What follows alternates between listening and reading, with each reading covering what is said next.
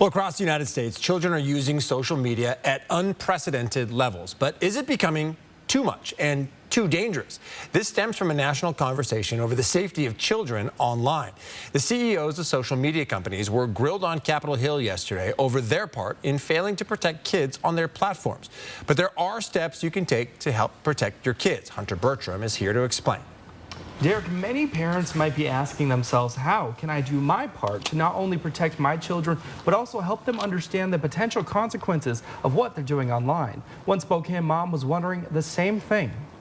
This YouTube Kids, you start watching one show and then it totally does not filter what they watch. And then they're watching something about, not birth, but an animated thing. And you're just like, okay. In a world where pretty much anything is on the internet, it can seem challenging to protect your kids. During yesterday's U.S. Senate hearing, senators examined big tech companies, demanding they take action now to protect children. And the existing body of scientific work has not shown a causal link between using social media and young people having worse mental health outcomes. Now, not all agree with what Zuckerberg just said. A Washington social worker says social media does harm our children. Ironically, we're more connected than we've ever been, yet we're lonelier than we've ever been. You know, what we're seeing is that there is a correlation with lowered self-esteem.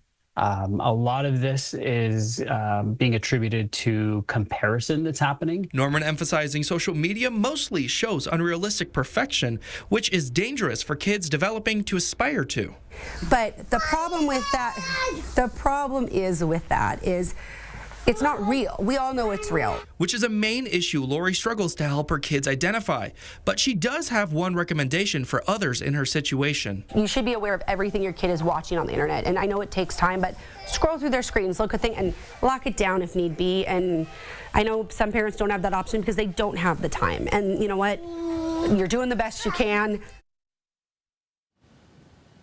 Along with what Lori mentioned, here are a few things you can do now. First, have honest conversations about what they're consuming online. Secondly, use tools on platforms that censor and control what content your kids see. Third, as a parent, try to understand how they view social media, which can be very different from how you do. Reporting in studio, Hunter Bertram, 4 News Now.